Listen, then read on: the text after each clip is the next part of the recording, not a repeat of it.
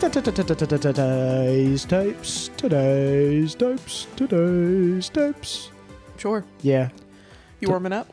No, that was just me, doing today's tapes.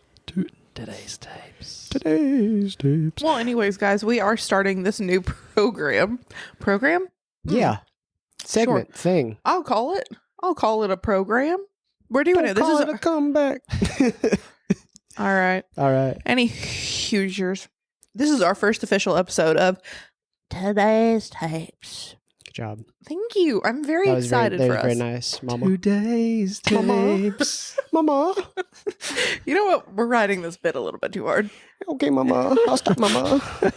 What's today's tapes about, Brittany? Today's tapes. Firstly, they're tapes of the todays. Yeah. Even the yesterdays. Yeah. Potentially the tomorrows. It's whatever we want it to be. So yeah, while we talk about like new current movies, I'm bringing back the theme episodes because I really liked those. Yeah. And I think they're fun. I think they're funky fresh. one of our first ones. What was it, Brittany? It was a good for her. And coincidentally, we're doing a good for her. Part 2. Part 2. Part 2. Is it part 2 or part 3? It's part 2. All right. We're doing a good for you. Part 2. Good for her. Because we only did one, right? I don't know. ¿Por qué no los dos? If we didn't, it's okay. Whatever. Either way, we're doing a good for her. First, today's tapes of 2025. Happy 2025, sluts. I just wanted to say hi to everyone in the Netherlands. Oh, Drew, hi. Oh, so it is me. Hello, it is me, Brittany Vaughn. I'm joined by... Thomas Massey. And our special guest. Drew. Oh my God. Oh, yeah. AKA Horror with an Accent. Yeah. We're going to plug him. So the only problem is you're not allowed to fall in love with him more than you like us. That's I'm fine. just putting that out there. I'll say you can just, you can do what you want to. I won't. Okay. I won't say that at all. All right. Sorry, Drew. I love you, but I love you. No, that's fine. I don't Okay, need anybody to fall in love with me. Okay, don't make it depressing. Okay. Brittany, go first. Ladies first. Oh my God, thank you. This is a good for her, aka another good for Brittany vibe. We each have a pick for our themed episode, and what we're doing here is picking out a movie we feel truly encapsulates the good for her genre. And my pick is Ready or Not, 2019. Yes. Yes. Beautiful. 2019. Samara Weaving, gorgeous, gorgeous girl. Radio silence. Gorgeous, gorgeous girls, Yeah, Both absolutely. of them. Rich people are strange. They're weird. And for the most part, they're off-putting. Can we all agree? Except for Adam Brody. I think, Adam Brody's OC, cool. The OC was cool. Yeah. He was, every time he was on screen, I'm like, you know what? I don't know I what want the you to OC means. live. Yeah. You don't- No, you I never- wanted him to live so You bad. never watched the OC? No, I've never watched But it. the family in Ready or Not encapsulates the the rich they or are strange. the one percenters. Yeah, 100%. And it's generational too. Yep. And they just kept going. Until they didn't. Right. Until they didn't. Samara Weaving just, Good for her. good for her. Truly. Grace is a bride. The She bride. is marrying into a sort of Monopoly-esque family, like a Parker Brothers family. Yeah. And they have games upon games upon games upon games. That's how they built their fortune. That's how they built their legacy. Grace, my sweet, sweet, beautiful girl, you could tell she's a little rough around the edges. She's had some life experience. Grace is cool. Grace is so cool. I want to be her friend. Yeah. Real bad. I just want to be Samara Weaving's friend. That'd be amazing. Well, that just too. just to know Samara Weaving. Well, That'd that be too. really cool. I'm just saying specifically for the movie. I do feel like she is slowly becoming this generation's She's a good scream queen. Scream queen. Yeah. And like Final Girl in general. Yes. Okay. I'm glad we're on the same page. Yeah. So she's starting to marry into this family, but they have a tradition. Lo and behold, the new person in the family picks a game to play By chance. by chance. Yeah. It's nobody knows. The world stops. The world turns. We don't know. It could be, what was it they said other than hide and seek? It was something silly. There's chess, I think checkers, Yeah. all the regular backgammon. backgammon, Yeah. those regular And games they're that like- your grandparents would have. yeah, they're like, no, you won't get anything crazy. We did. We got checkers and Yeah. we just played that. But the one that really sets off everything in motion is hide and seek. Yes. And that is unfortunately the game that was chosen for Grace and Alex. And it hasn't happened in almost a generation. Yeah, no, it's crazy. The movie opens with The last time it was time played was when Alex was a kid and Daniel were Yeah. kids. Yeah, Daniel, R.I.P. in pieces. I love you. Adrian Brody, And not, it not was- Adrian Brody, Adam Brody. And I can't remember her name, but it's the aunt whose husband had drawn hide and seek. Yes, Yeah, it was. Groundhog Days. Owen Andy McDowell. Yes. So she takes it very much as a joke because she was not given instruction, you know? Well, I mean, you're playing a game. Right. That's what you think. Yeah. And there's this like little sinister soundtrack going along with it. Can we say that song is a banger? It is. is. No, It it's is an absolute banger. And it really sells it like when like the needle drops and at the very end. Oh yeah. And Very it's cool. like Very cool. It's very spooky. It's very spooky. I like it.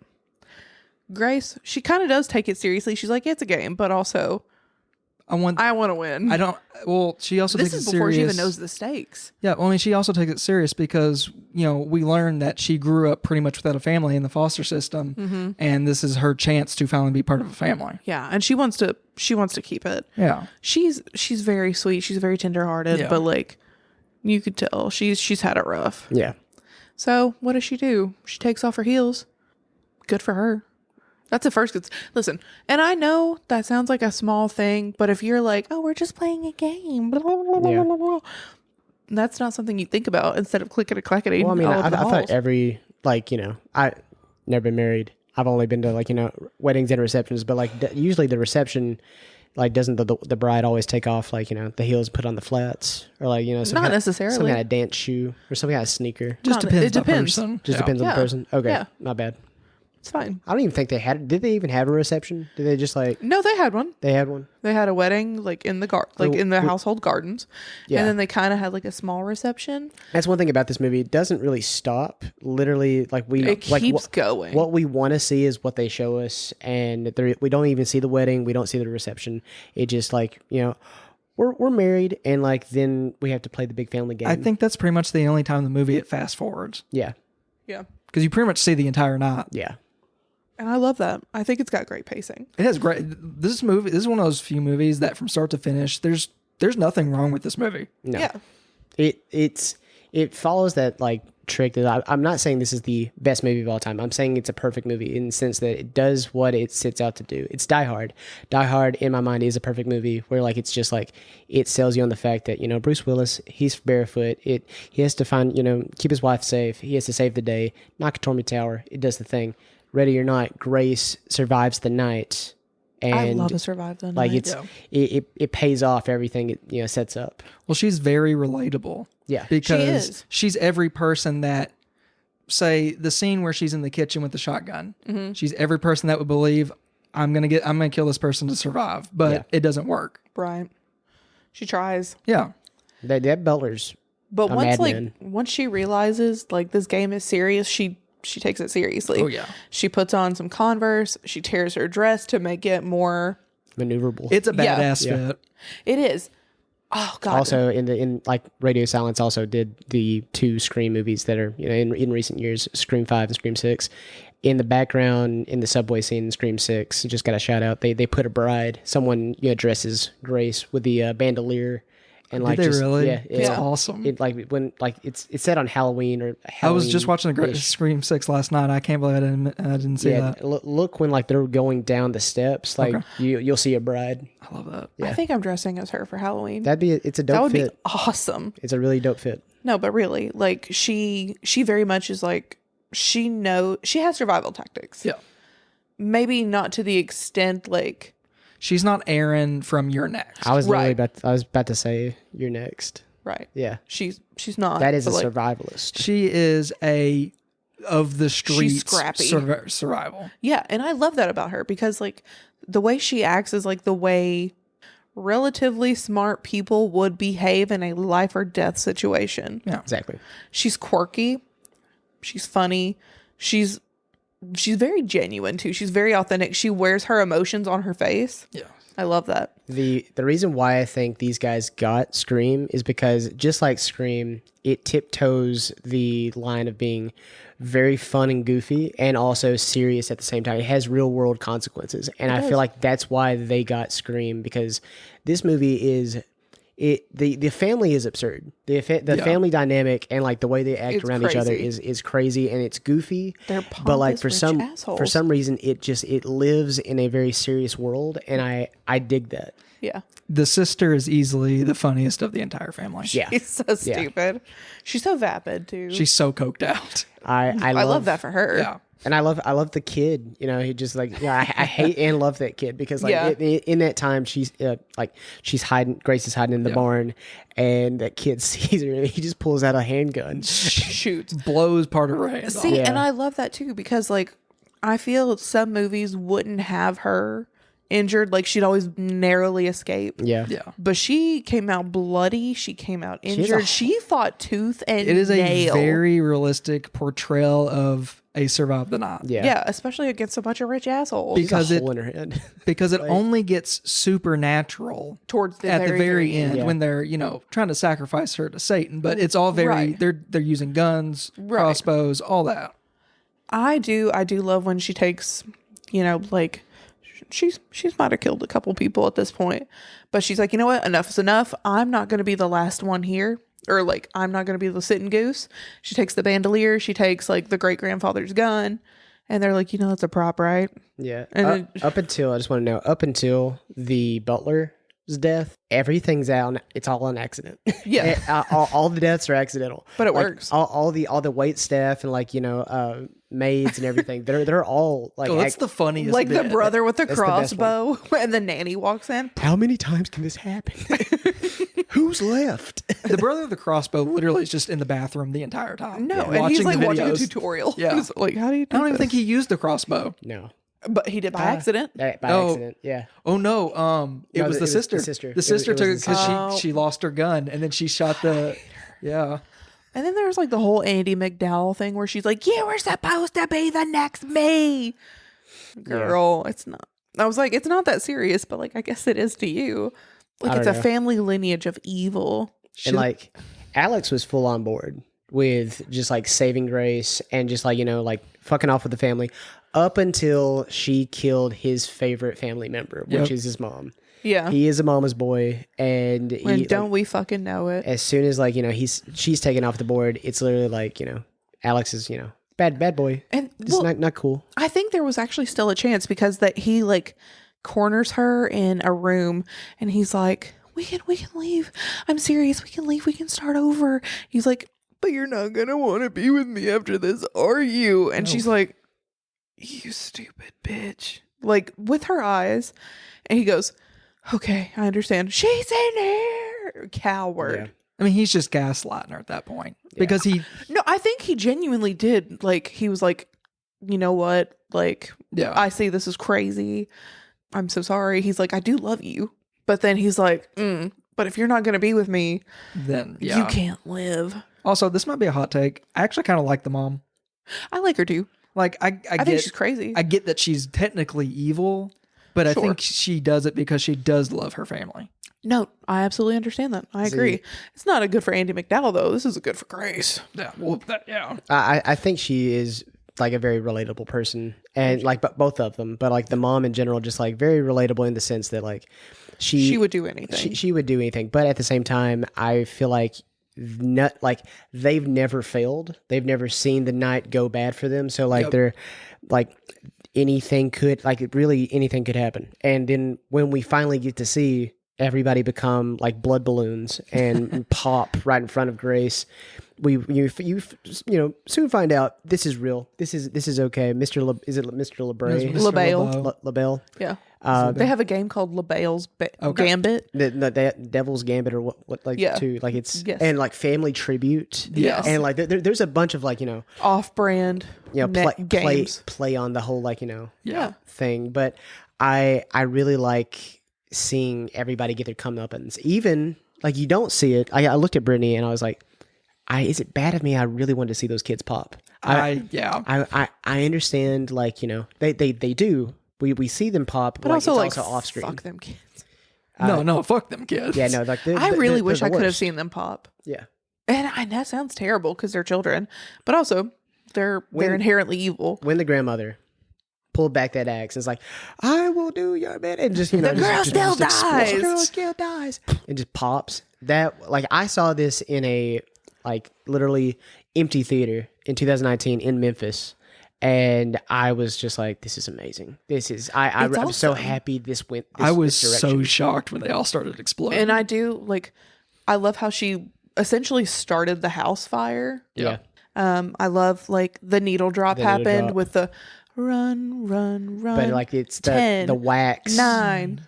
It's like, like just slowly melting the vinyl. So you get that creepy kind of vibe. Yeah. Also, and it becomes more and more distorted. Yeah. I also think the funniest part in this movie is when the fire shows Mr. LaBelle. Yes. Just because it's that deadpan of it doing it and her just going, fuck.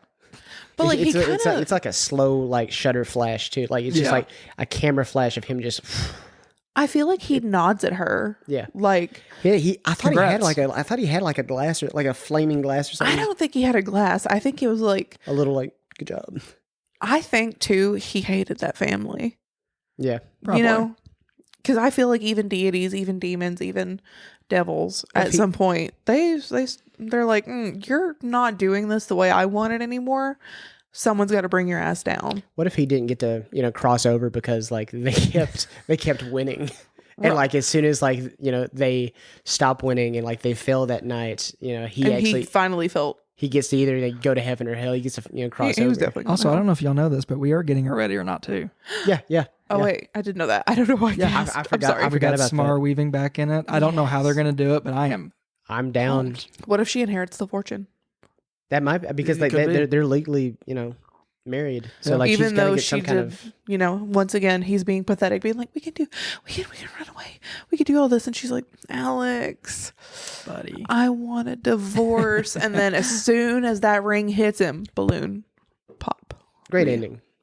It is. And then she takes, I think it's Andy McDowell's cigarette thing. She goes outside, she packs them, she pulls one out, and you just see like sirens in the distance. It takes the believable of the 3/4 of the movie and balances really well of the goofy right at the very end. Yes. Right.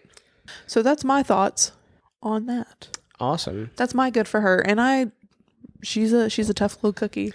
So I will say the twin flame to this movie also came out in 2019, Midsommar, where the absurd meets the real in Ready or Not. I think Midsommar takes the kind of like old fashioned, just like, like I would say the new auteur of horror, Ari Aster, takes, like his delve into folk horror. And it literally preys on folk horror, but also preys on just like bad relationships as a whole. And I do think this is kind of like a magnum opus of his career so far. This is definitely my favorite Ari Aster film. And everybody in this is amazing. But this is a good for her because this is our Miss Flo. This is our gal. This is like Yelena Belova from, Black Widow, if you're like that. But just Miss Florence Pugh is the moment. She is everything. And she is this movie. Yes. Danny boy. She didn't deserve all that. She didn't deserve all of it. But see, I like in the beginning of this movie, at the moment I was going through something and I had a relationship very similar to Christian. Before I knew Christian was the worst, I was Christian and I was like, wow, I'm very on your side right now, brother. I'm with you. I'm hanging in there with you. Oh no. And then like when things happen, I was like, I've made poor decisions. I've made poor choices. You've aligned yourself with the wrong one. I've aligned myself with the wrong man. Probably gets the, not the first time in your life, I'm sure. No, 100% not. Probably gets, the award of just worst boyfriend on screen. Ever. He sucks. No, he's awful. He's also the one, just, me plugging Transformers, but like this is the worst Transformers plug ever. Transformers Age of Extinction. He's the guy that literally pulls out the Romeo and Juliet clause. Oh, yeah. And it's like, I can date your underage daughter, Mark Wahlberg, because the law says I can. He had it laminated. Yeah, laminated. Ugh. Like literally, this guy plays the worst people. But I just love the fact that this whole movie, it's a horror movie. It keeps us suspense. It keeps us wondering, keeps us like wanting to know when the messed up shit's going to happen. And it all takes place during the day. I think that's the most upsetting part of it. Like I'm like, okay, I understand like when it turns night, something freaky is going to happen, like Hereditary. Most of all the creepy shit that happens in Hereditary, it's at night in the shadows. And when Toni Collette, pops out of the shadows, it fucked me up. It messed me up. Well, I guess where this movie takes place in Sweden, if you think of Sweden, you never think of Sweden at night. Yeah. It's always like daytime. And isn't it like a day? Days last all like, Yeah, it's kind of like I think they call it the Eternal Sun, Yes. something like that. Yes. Or maybe the Midnight Sun. Yeah. It taking place during the day, the crazy transitions and like just mood swings that this movie has, it is a ride. It's an emotional ride. And other than Christian, every guy's awful. Yeah. Except for the Mr. Swedish, that's, part of the adventure. I can't think of his name, but he's the whole reason why this is happening. Yeah. And he's the best. I mean, he's essentially orchestrating it in a way. We gotta, I'll go to America, everybody, and I'll go get a cannon fodder for good midsummer sacrifices. Exactly. And then, I might find a May Queen if I, might find, a good suitor. Because they even show, but they even show his brother, who had the couple from England, and he had a good amount of it wasn't Molly. What did they trip out on? It was maybe like ecstasy or shrooms or something. It was shrooms. It was shrooms. It was shrooms. See, Will Poulter, our good friend Sebastian, in the theater when like Will Poulter, just trips out on shrooms. He's like, "I'm not ready for new people, guys." We quote this all the time. It's like, "I'm not ready for new people, guys. Can we just like lay down? Everybody lay down. Why aren't you laying down? Why aren't you lay down? Everybody lay down."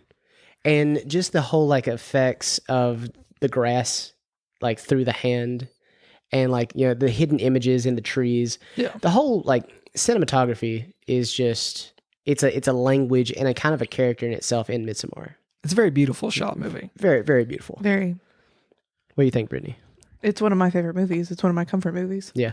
You know how I feel about Midsommar. Everybody knows how I feel about Midsommar. It's honestly the reason why we even wanted to do today's tapes, because Brittany was like, you know what, Thomas, this is cool, but like I don't want to talk about old movies that I've never seen before. Can we just talk about Midsommar?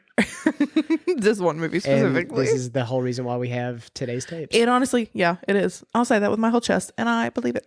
It's a very controversial movie, only because the discussion around elevated horror. Mm-hmm. This is the one that I hear the most about. I don't think it's that. I mean, it is serious, and it does take the whole like folklore element, and like it does kind of elevate it. But I don't think it's that serious. It's not like necessarily. It does make you think, though. It makes you think, but like I think it's just more the stuff that it shows and doesn't tell, and that's why people are like kind of looking into it, and it falls into that like deconstruction of it all. And I think that's what like people are taking the piss out of it. Like they're trying to over deconstruct, and over analyze. Yeah, it's all right there. You just got to watch it. And yeah, I mean, if I wanted to say it's elevated, yeah. It is more than the normal Blumhouse picture, but I mean, like, I think what isn't. Oh, looking at you, Jason. I'm not Blumhouse. sorry, Jason Blum. We're not sorry for now. Give us a reason to, be sorry. But, before you do that, I just want to say this is a good for her, because we follow Danny just being gaslit and traumatized, coming off the fact of like losing your family, right, and like losing not only a sister. A sister that was mentally ill and not accidentally, intentionally murdered your mother and father with, carbon monoxide poisoning. Yep. Just an awful way to go out. Very deliberate. Very planning. Very deliberate. And that whole thing's just like, strewn through this picture. And I can't get the image of like her dead sister with the hose strapped to her face just in the trees. Like just in the background. Yeah. Is it in the trees? It is. When it's towards the end, when like they're carting her off to the big May Queen like stage, or I think they're just walking, and it's just something that's going on in the trees. It's just the way the trees that were formed. They put that effect over it, and it is just really, really cool. You'll miss it. I missed it the first time. Then that's another reason. You just keep watching it, and you'll see these things. That's really cool. But Danny was targeted the whole time. Oh, 100%. From Pele. Like, thank you. I could not think of his name. Oh, Pele.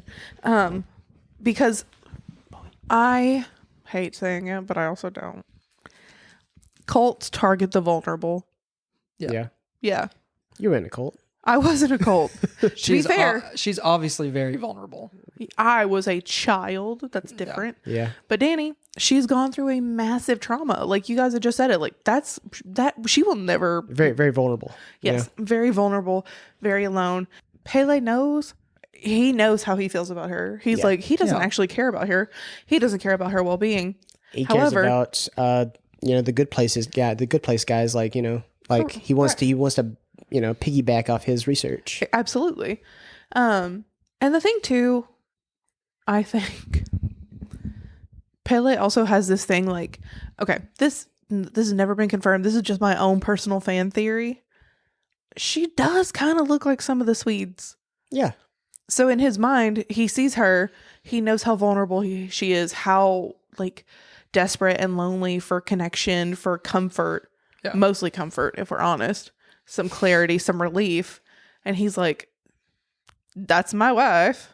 Yeah, no, he sees the potential. He does. He's like scouting her right here, right now in front of God and everybody. I think it's very well thought out. The pacing can be a little bit slow at times, but I think it's very intentional because you need to take in that moment. You need to feel it along with Danny. It's slow in the sense that The Shining's slow. Like it's intentional. It's supposed to. It does make you think. It makes you think, but it's also like built to drive the pace of you looking around. It's not a lot of filler. It gives you time to set in your surroundings too. It's atmospheric. It's literally just honestly just atmosphere. It just pumps in the fact that everything's important. Like they're not showing you anything that's not important.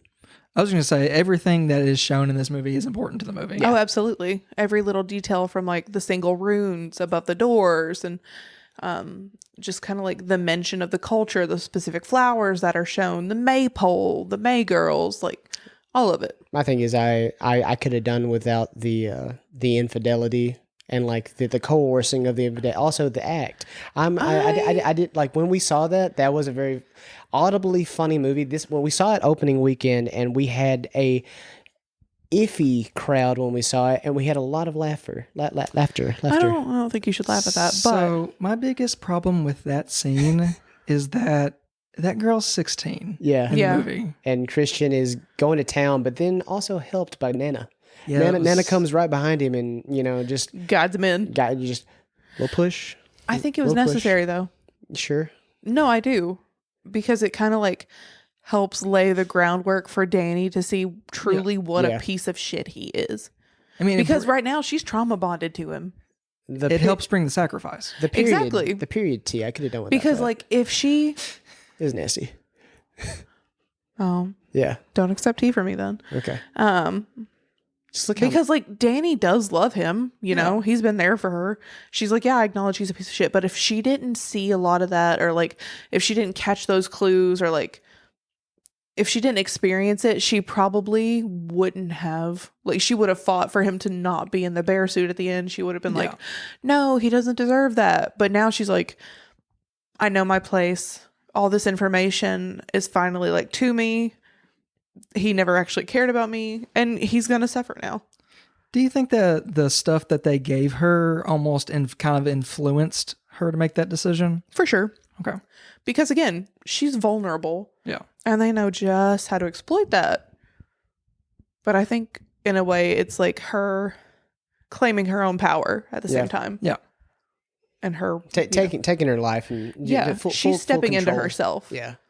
But and also like a phoenix rising from the ashes. I mean, she's got like what, 30, no, probably 40 maybe-ish years left in that cult until they, probably push her off. Yeah, my big question, and when I was finishing the movie the other day, do you think she actually stays with the cult? I think so. I think so. Yeah. Okay. Because, that's her newfound family. Yeah. They gave her what she needed. Yeah.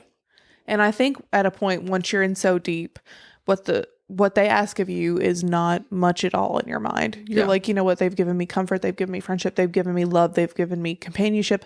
They've given me the love of my life. Like at that point, you're like, yeah, I'll fuck it. I'll do it. Yeah. Yeah. Hell yeah. All right. That was my pick. Midsommar. Good for her. Good for her. Good for Danny. All right, Drew. Our May Queen. Our May Queen. Tell us about Last Straw. All right. We got a little ditty called 2024's Last Straw. Hell yeah. So, Last Straw. It starts off with a girl named Nancy, and she is peeing in a field. Is she a fancy Nancy? She is not that fancy. Oh. But I do love me some Nancy. Okay. And right off the bat, you kind of see that Nancy is kind of going through life. Like just going through it. She's 20. Hi, Bowie. Bowie. She's 20. She doesn't have a lot going on. She just works at her dad's diner. She's pregnant. You find out, like 2 seconds in. That's why, because she's peeing on a pregnancy test. Yeah. And, she gets to work and everybody there sucks. Her dad is technically there for her, but at the same time, he's trying to live his life. Right. Which I get because her mother died. Is this just like a biography about my life or? I looked it up and I think it was. Yeah. Oh my God. Because, a You lot of these. You should get some rights on that. I should. Where's my, you know what? I'm upping the ante from $36,000. But so, and even on her way to the diner, her car breaks down. So, I mean, she's just kind of shit out of luck. She's just a girl. She is just a girl. She is just a girl. I love her. And we all love Nancy. Well, I can't wait for you to see this movie, Brittany. I know. So we see her, she gets picked up by one of her coworkers, and I'm blanking on some of their names for no reason. That's fair. And they get to the diner, and her dad tells her that she's working night shift, which if anybody's worked night shift sucks. It does. It's it awful. ages you. It's awful. It also drives you like a little crazy. Yep. Especially like with like in a diner in like fluorescence. Like, Oh, yeah. Dude, the light, it's all about lighting. And when she gets to work, obviously the night shift, and she throws up because she's pregnant. Right. And As the we do. cook there is, well, are you pregnant? He basically knows, but doesn't out her to her dad. So, you fast forward just a little bit and you get the kids that are, fuck them kids. They're a bunch of little shits. Yeah. They're your typical teenage edgelord douchebags. Ew. They have a dead possum, they throw it into the parking lot at her. They come in with masks like they're terrorizing the whole place. And eventually she calls the cops and she doesn't scare them off, but one of them, says, we'll see you soon. And nobody in the restaurant defends her, and she fires everyone. She fires the cook, says, fuck it, I will work the night shift by myself.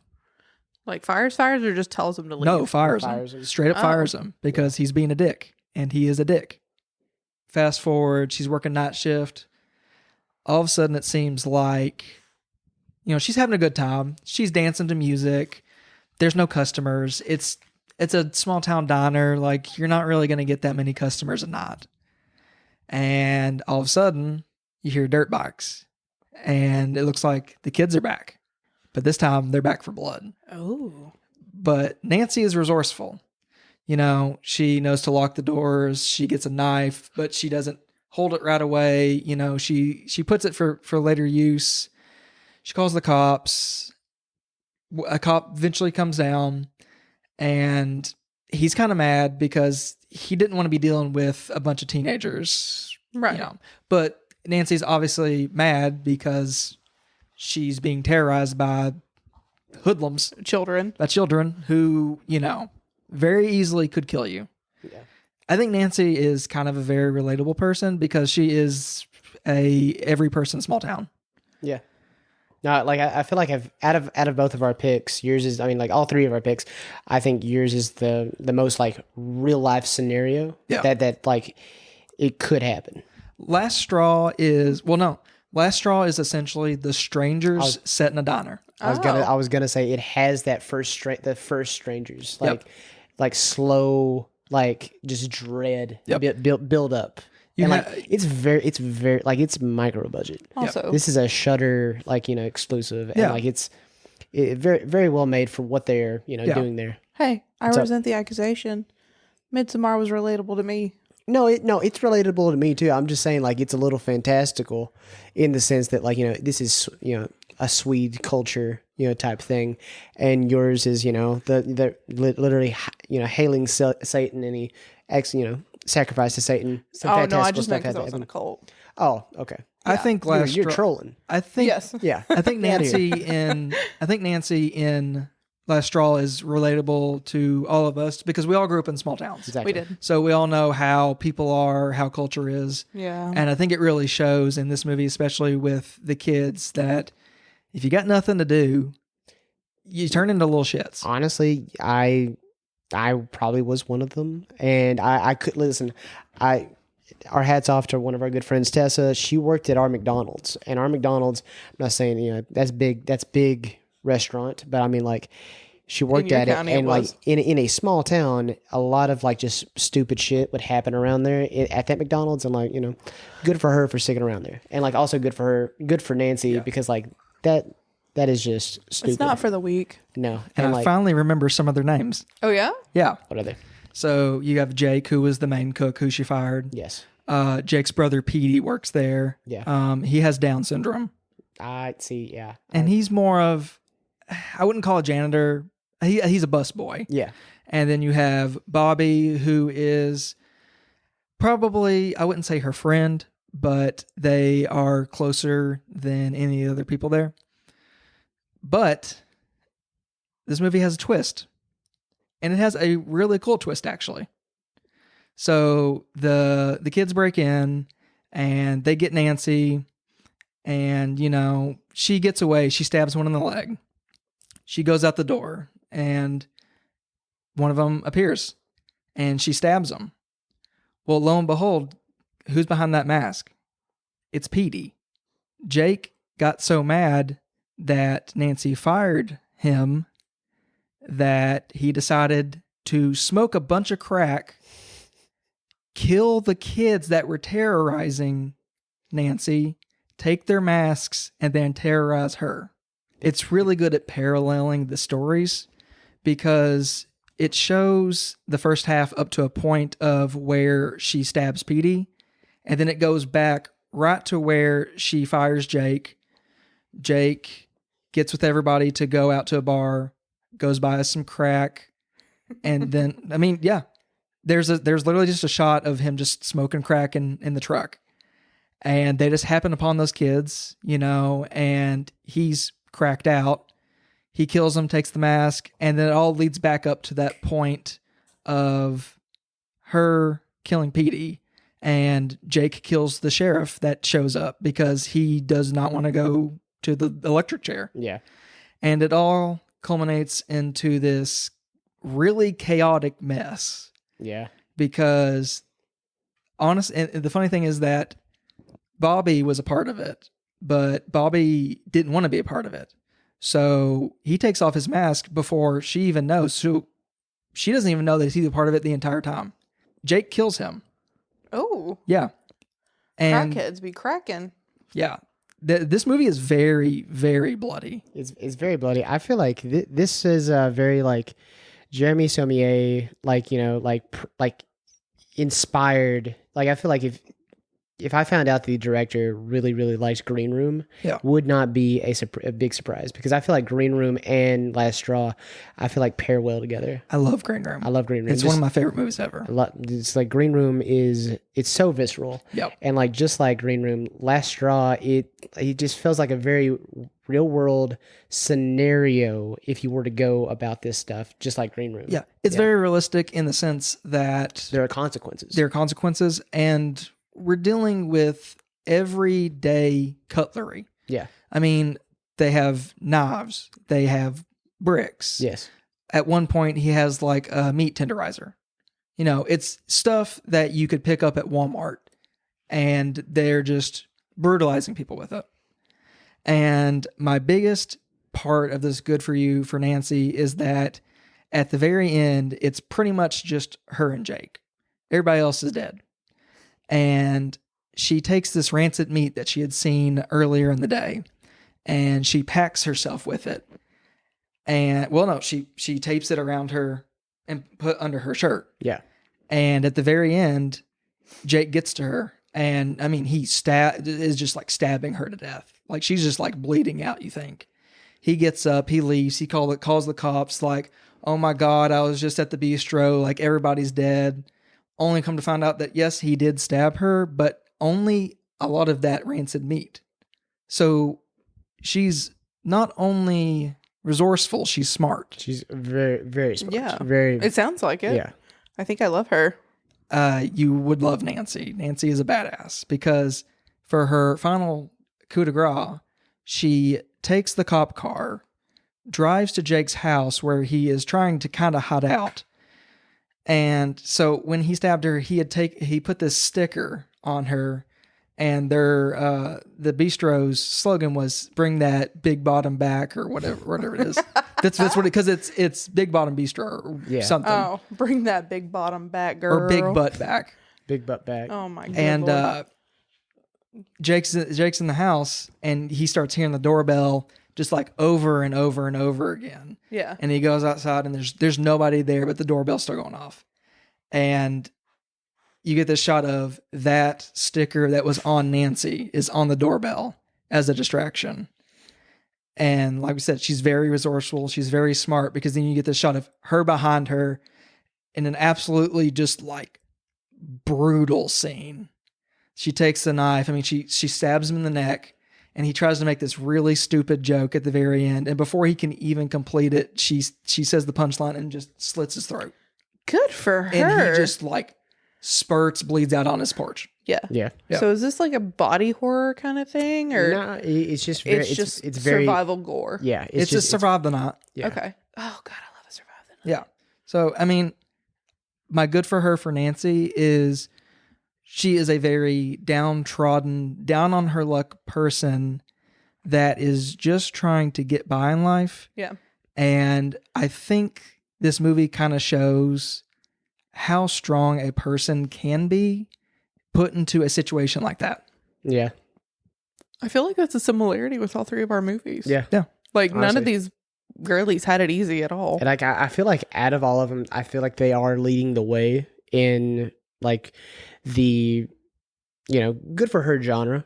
Like I wish Last Straw. Like I know it went to Shudder. It probably played in several theaters. I just wish it was a more of like a mainstream thing because like this would have been dope to see in the movie theater. Oh, yeah.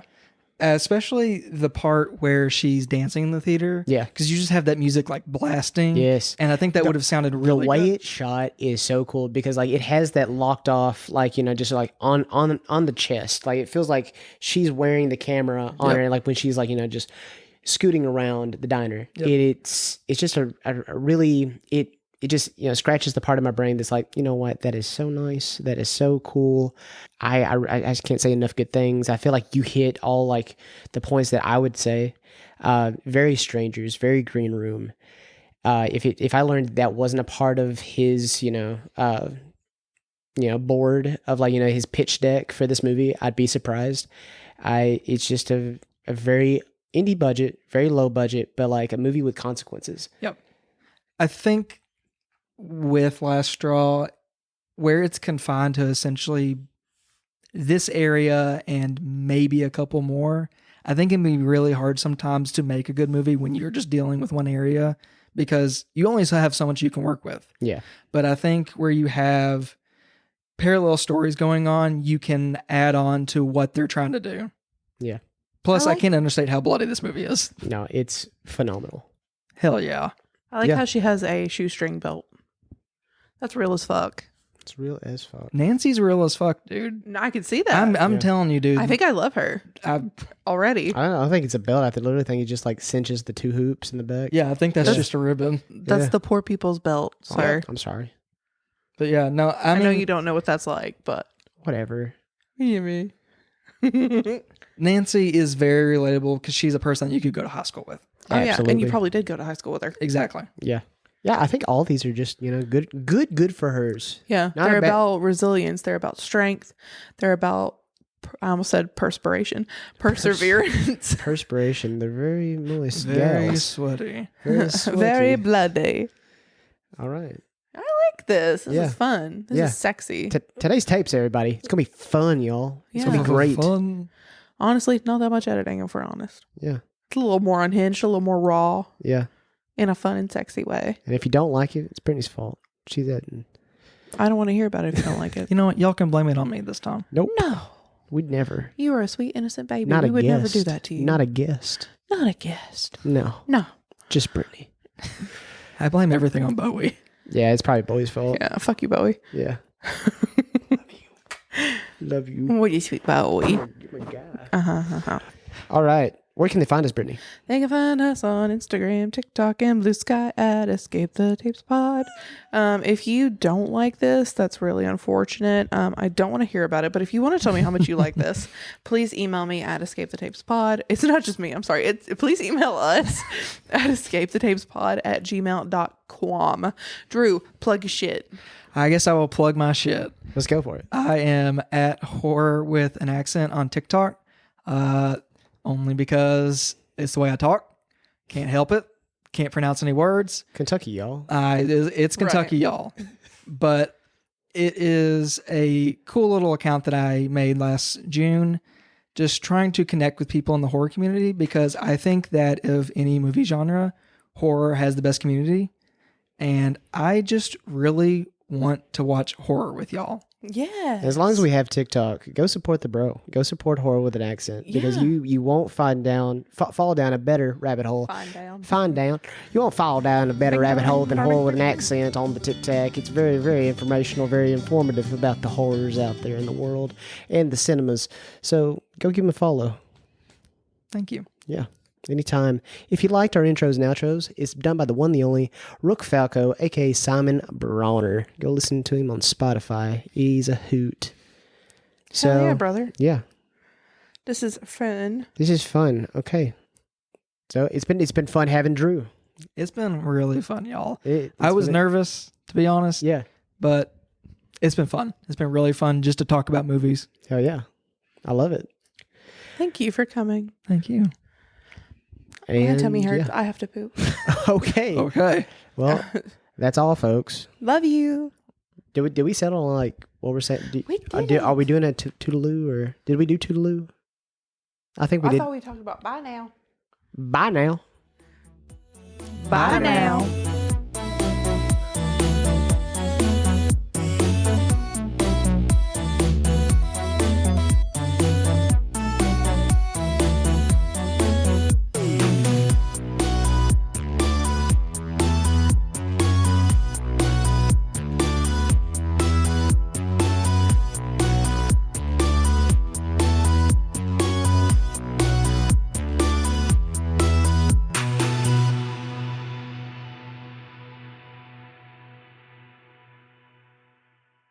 That's good for everybody.